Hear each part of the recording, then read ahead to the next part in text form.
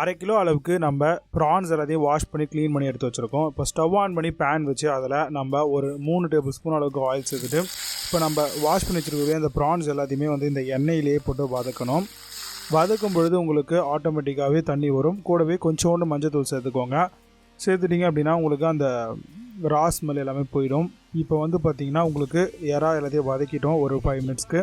அதை எடுத்து தனியாக ஒரு பாத்திரத்தில் ஊற்றி எடுத்து வச்சுக்கோங்க.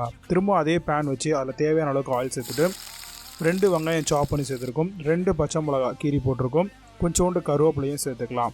சேர்த்துட்டு எல்லாத்தையும் நல்லா வதங்க விடலாம். நல்லா வதங்கி வரட்டும். இந்த டைமில் இஞ்சி பூண்டு பேஸ்ட்டு 1 டேபிள் ஸ்பூன் அளவுக்கு அதிகமாகவே சேர்த்துக்கோங்க. எல்லாத்தையும் நல்லா வதக்குங்க. நல்லா கம்ப்ளீட்டாக வதக்குங்க. இப்போது மஞ்சத்தூள் 1/4 ஸ்பூன், மிளகாத்தூள் 1 ஸ்பூன், நான் காஷ்மீரி சில்லி பவுடர் சேர்த்துருக்கேன். 1 ஸ்பூன் அளவுக்கு நம்ம தனியாத்தூள் சேர்த்துக்கலாம்.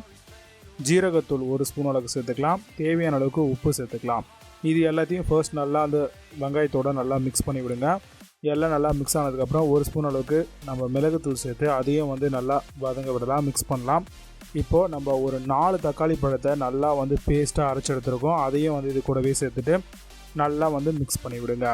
இந்த தக்காளி பழத்தை நம்ம அரைச்சி சேர்த்தா தான் நம்மளுக்கு கிரேவி ஃபார்ம் கிடைக்கும். எல்லாத்தையும் நல்லா வதங்கினதுக்கப்புறம் உங்களுக்கு இந்த மாதிரி ஒரு கிரேவி கிடைக்கும். இந்த டைமில் நம்ம ஆல்ரெடி வேக வச்சுருந்த அந்த ப்ரான்ஸ் இருக்கு இல்லையா, அந்த வாட்டரோடவே நம்ம இது கூட சேர்த்துக்கலாம்.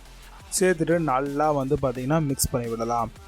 ஆல்மோஸ்ட் வந்து பார்த்திங்கன்னா நம்ம கொஞ்சமாக தண்ணியை ஊற்றிட்டு ரெடி பண்ணிக்கலாம்.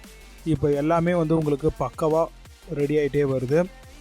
கொஞ்சமாக கொத்தமல்லி லாஸ்ட்டாக ஃபைனலாக சேர்த்துக்கோங்க. சேர்த்துட்டு நல்லா வந்து பார்த்திங்கன்னா எறாவை மிக்ஸ் பண்ணி விடுங்க. அது கூடவே கம்ப்ளீட்டாக மிக்ஸ் பண்ணிட்டீங்க அப்படின்னா சூப்பரான Andhra spicy prawn gravy ready. இப்போ நீங்கள் ஸ்டவ் ஆஃப் பண்ணிவிட்டு தாராளமாக சர்வ் பண்ணலாம். ரொம்பவே சூப்பராக இருக்கும் இந்த ப்ரான் ஃப்ரை.